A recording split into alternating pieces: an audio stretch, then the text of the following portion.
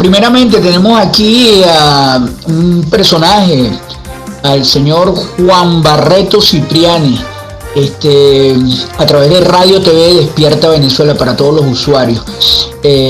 Señor Juan Barreto, por favor, muchas personas lo conocemos y hemos tenido el agrado de conocerlo a usted, principalmente como hombre, como periodista. Pero hay muchos jóvenes de 18, 19, 20 años no saben quién es Juan Barreto Cipriani. ¿Podría darnos una breve recopilación de su trayectoria y todo lo que usted ha hecho en el transcurrir de todos estos años?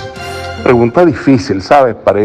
Pareciera muy sencilla, pero es difícil porque yo no voy a estar lavando mis piedras, como dicen los ríos. En todo caso, yo soy un ser humano igual que todos ustedes, igual que todos mis compatriotas venezolanos.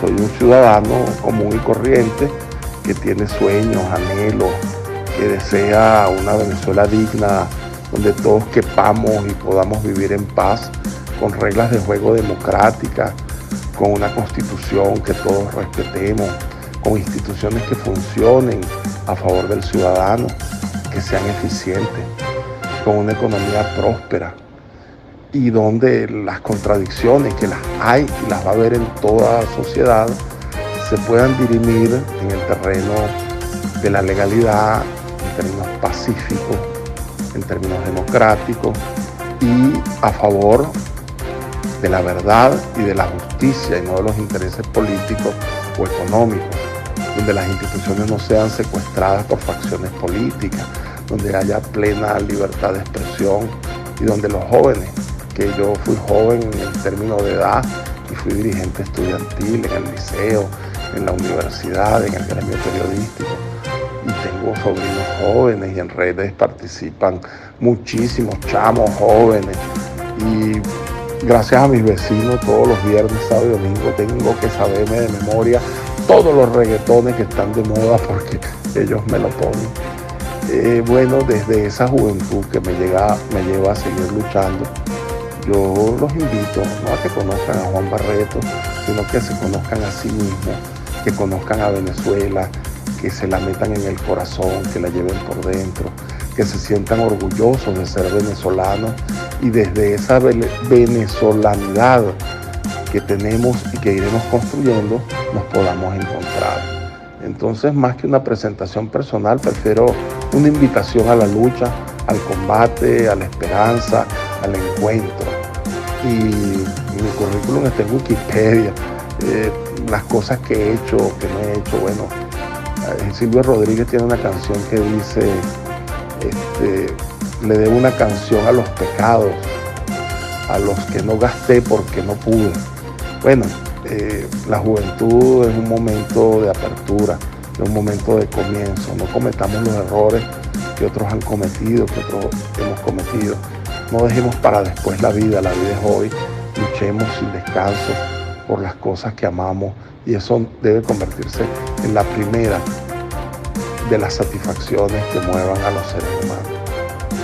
Bueno, Juan, muy buena tu respuesta, pero lo que quería era que informaras quién eres tú, quién es Juan Barreto.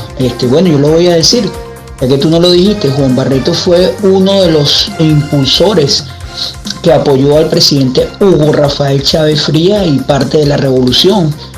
Fuiste diputado de la Asamblea Nacional, fuiste alcalde mayor, tuve el placer de trabajar contigo y al lado de Carlos Delgado Silva, prefecto de Caracas, que también fue diputado de la Asamblea Nacional, y hicieron un excelente trabajo en la alcaldía mayor, hay que reconocerlo, se ayudó a mucha gente. Igualmente fuiste fundador del partido Redes. Entonces ahora vamos con la pregunta. Tú que estuviste con toda esta gente, ¿qué motivó a Juan Barreto a fundar Redes? Luego, ahora a aliarse con el partido Soluciones. Y por último, ¿qué propuestas va a dar Juan Barreto en cuanto a lo que es el poder comunal? ya que junto con Cleber Ramírez y con el presidente Hugo Rafael Chávez Frías, Saúl Ortega y todo ese grupo de gente que estuvieron al principio, pusieron lo que fueron propulsores del poder comunal, de los consejos comunales y todo esto que todavía no se ha cristalizado. Sí, te agradezco todo ese recordatorio de cosas que uno a veces olvida, pasa por alto. Nosotros tenemos toda la vida en esto. Yo tengo 61 años, voy para 62. Y desde que yo tengo memoria adulta, ando en esto, yo me inicié en el combate social, en la sensibilidad popular, a los 13 años, 14 años. Recién acababa de morir mi papá, que murió cuando yo tenía 11 años. Y me puse a participar en un grupo de cristianos de base, en la iglesia del Valle, en la Plaza del Valle. Y el cura era un tipo muy progresista, ya yo tenía mis inclinaciones, porque mi papá también había sido un hombre muy progresista. Y ahí me ensamblé con lecturas, con reflexiones, y comencé la militancia en la Liga Socialista desde muy chamito. Y no he dejado de luchar y de pensar.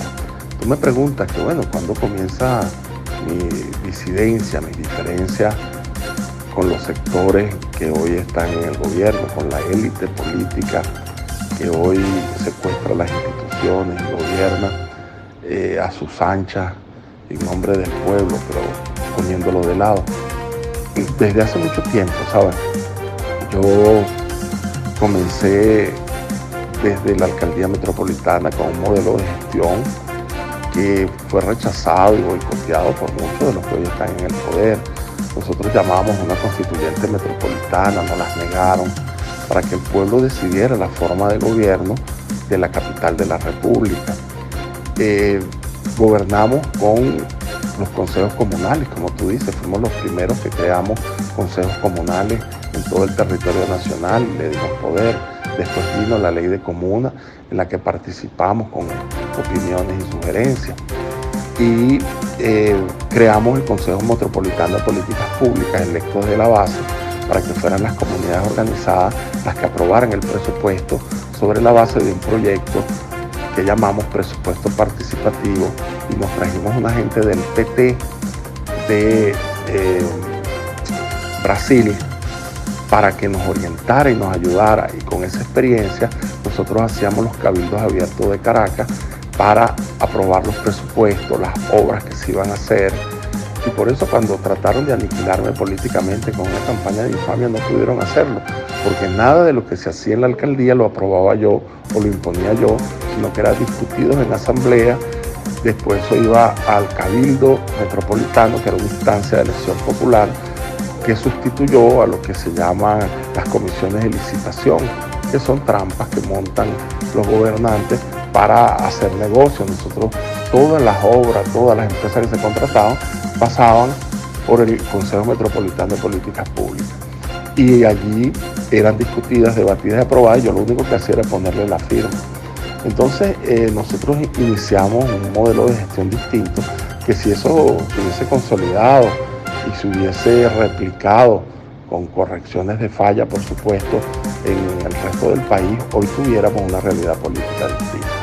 Esa fue una de las grandes diferencias que yo tuve, pero luego los altísimos niveles de corrupción, la ineptitud, la ineficacia, las intrigas, las componendas, los grupalismos internos, bueno, me fueron alejando paulatinamente, como el que se aleja de una amistad muy querida, como el que se aleja de un familiar porque está en malas mañas, como el que rompe lentamente y poco a poco una relación amorosa, hasta que se produce la separación y nosotros decidimos llevar adelante nuestra ruta y construir nuestro camino, y levantamos el proyecto de redes, que hoy, ante la fatiga de nuestro pueblo, ante la crisis horrorosa que vive el país, ha tratado, y lo está haciendo con éxito, de construir una ruta democrática desde una plataforma inclusiva de sectores nacionalistas, patrióticos, antiimperialistas, y eso es lo que nos lleva a unirnos con soluciones, con sindicatos, con organizaciones sociales, con partidos locales, en la plataforma que llamamos Soluciones para Venezuela, que es el nombre del partido que ha puesto a disposición de nosotros y de todos los movimientos que conforman esta plataforma su tarjeta. Nos gusta porque tiene el mapa de Venezuela y nosotros somos venezolanos, queremos seguir siendo venezolanos. Nos sentimos orgullosos de ser venezolanos, creemos que Venezuela no debe desaparecer y que conceptos como nacionalidad, identidad, patria, independencia, soberanía, hoy manoseados y vaciados de contenido, tienen un sentido y que nosotros ese sentido debemos reivindicarlo para salvar a Venezuela. Esa es la ruta que nos hemos propuesto. Tú me preguntas también, entonces, ¿cuál es la propuesta que nos lleva a este camino? Mira, la propuesta es sencilla. Claudio dice reconciliar a Venezuela. Nosotros lo decimos de otra manera, pero es lo mismo. Reinstitucionalizar a Venezuela para que se reencuentre consigo mismo. La confrontación política polarizada ha llevado las cosas a un terreno que viola la Constitución, un terreno extraconstitucional y extralegal, donde cada uno de los extremos hace lo que le da la gana. Por un lado, Guaidó y los sectores del oportunismo extremista de oposición cada vez se vinculan más a Estados Unidos y a los intereses de las transnacionales. Cada vez más niegan la Constitución y las leyes y están fraguando una política que va en contra de los grandes intereses nacionales porque promueve el intervencionismo y la desnacionalización. Y por el otro lado, bueno, está el mal gobierno del señor Nicolás Maduro, presidente, que se ha caracterizado por la impericia, por la incapacidad, por la falta de destreza, por la falta de profesionalismo en el Estado y en el gobierno, por hacer un pastiche Fuerza Armada, gobierno, partido, por copar las instituciones, lo que Javier Bierdós, intelectual venezolano, y yo con mucha humildad hemos acuñado con el término del patrimonialismo despótico. Entonces un gobierno patrimonialista despótico y una oposición transnacionalizada y pro-yanqui se confrontan, polarizan, destruyen las instituciones y son como un elefante en una cristalería que se lleva todo por el medio. ¿Qué nos toca a los venezolanos? Reinstitucionalizar el país, y eso pasa por tomar el control de la Asamblea Nacional, que es la institución más democrática del país porque es la más variopinta, se elige de manera universal, directa y secreta, lleva distintos sectores, van representados los partidos, las individualidades, se representan los estados, se representan los circuitos. Entonces es la institución más democrática, es la base para elegir y para decidir la composición del resto de las instituciones, de los poderes públicos, excepto el Ejecutivo. La Asamblea Nacional elige el Tribunal Supremo de Justicia, elige el Contralor, elige el Defensor del Pueblo, elige el Fiscal General de la República, y a ese proceso es que nosotros llamamos reinstitucionalización. El proceso de reinstitucionalización comienza por una clara nueva mayoría en la Asamblea Nacional que hegemonice los cambios y redemocratice a Venezuela para que nosotros podamos salir del atolladero donde estamos. Es una propuesta bien simple y bien sencilla, que no es una lista de promesas, que no es un atajo, que no es una quimera, sino que es una necesidad y una posibilidad que tenemos en puerta y que vamos a lograr. Bueno, por último, te quiero dar las gracias de verdad, de manera emocionada a ti, a tus usuarios y usuarias, a toda la gente que participa de tu programa, por esta ventana, por esta oportunidad para comunicar las ideas, para expresarme. Yo creo que Venezuela tiene un chance y ese chance se lo vamos a dar nosotros. Tenemos la posibilidad de construir juntos una rebelión popular, pacífica, democrática y constitucional que se exprese el mismo día y a la misma hora. Debemos sincronizar los relojes para lograr la misión imposible. Pero no es imposible cuando el pueblo se lo plantea y cuando el pueblo se lo mete en el corazón.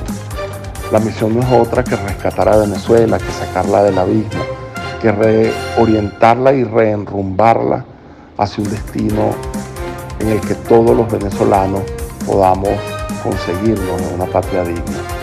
Eso no es un decir, eso no es solamente un deseo. Los venezolanos varias veces lo hemos logrado, muchos países del mundo que han estado en guerra, en crisis severa, en masacres, en aniquilamiento, a donde afortunadamente no hemos llegado, no debemos llegar, han logrado salir de cero, partir de cero y rehacerse, reconstruirse, refundarse. Imagínate la Alemania después de la Segunda Guerra Mundial, una parte de Europa que quedó devastada. Japón, que le tiraron 2 bombas atómicas después que incendiaron sus principales ciudades y no quedó piedra sobre piedra. Y hoy son potencia en lo económico, en lo político, influyen en la India. Después vino un régimen colonial que la sumió en el atraso. En fin, el ejemplo histórico existe y el ejemplo histórico venezolano también existe. Nosotros somos sangre de guerreros, sangre de libertadores y tenemos una memoria histórica que nos va a acompañar en este proceso de incertidumbres y de dudas para reinventar a Venezuela. Ese es el reto que tenemos y creo que todas y todos estamos cada vez más convencidos de eso. Yo me siento muy bien de lo que está pasando. Fíjate, el reporte que recibo de todas partes del país, municipios, barrios, parroquias, de mis compañeras y compañeros, es altamente positivo. Silenciosamente hay un proceso de acumulación de fuerza que se va cristalizando en una esperanza. Y estoy seguro que esa esperanza se va a materializar transformándose en energía potencial en forma de poder y en forma de fuerza el 6 de diciembre, cuando se exprese el poder constituyente originario de los pueblos y cuando hable nuestra soberanía. Tengo un fuerte abrazo tú y todas tus usuarias y usuarios. Juan, todavía, una última pregunta, todavía no hemos terminado. Fíjate que me hablaste de reconciliación. Hay veces que los matrimonios se separan, ¿verdad? Tanto padres como la madre, pero quedan los hijos. Entonces, gana Juan Barreto y el equipo de Soluciones y obtiene una gran cantidad de diputados. Si el presidente de la República, Nicolás Maduro Moros, lo llama a conversar, a tratar de reconstruir de nuevo el país y llegar a acuerdos, porque somos todos venezolanos, Juan Barreto se reuniría con él. ¿Y qué aporte daría Juan Barreto? Y una segunda pregunta, hay personas que me están escribiendo a través de las redes sociales y proponen que lo que es el fiscal general de la República, el Tribunal Supremo de Justicia, el Contralor General, el Procurador General, sea elegido por el pueblo, por votación popular, no nombrado por la Asamblea Nacional.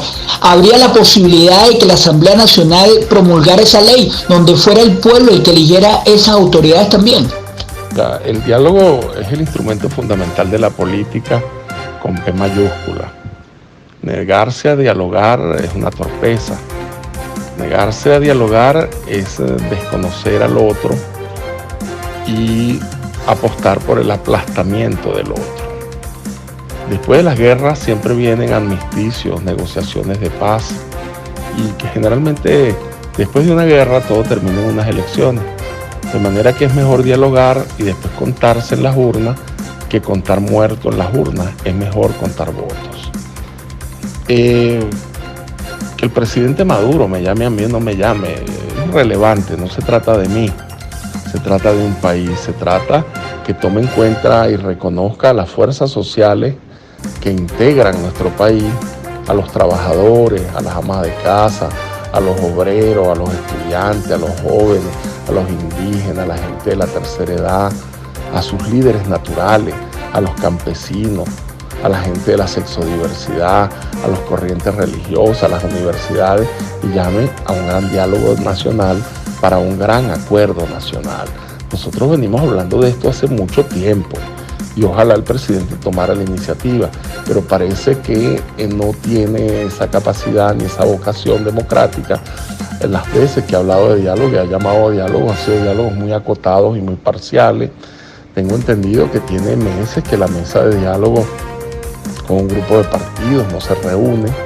Algunos de los acuerdos a los que se ha arribado no han sido cumplidos.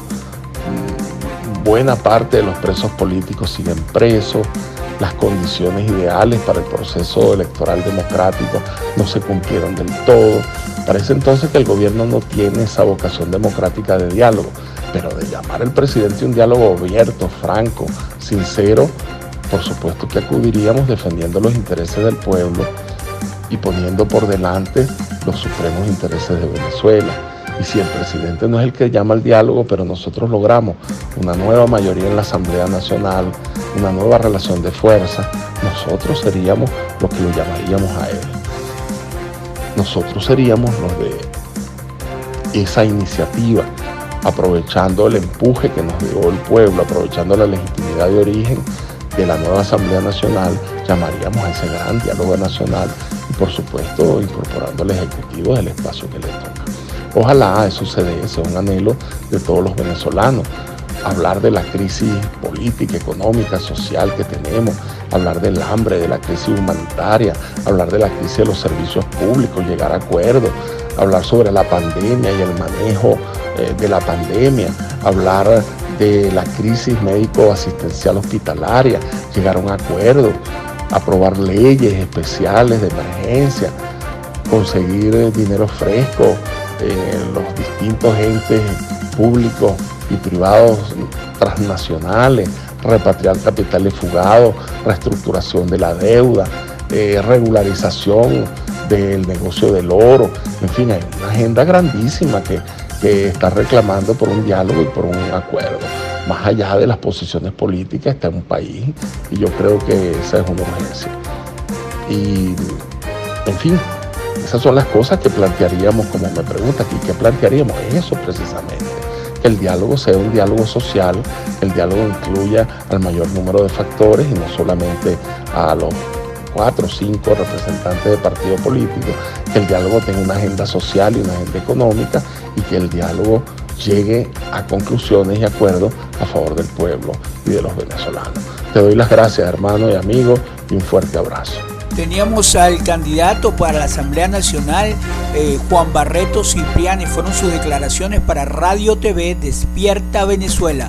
Estaremos pendientes con más candidatos a través de nuestras diferentes plataformas. Radio TV Despierta Venezuela, a través de tu programa Entrevista con el Candidato.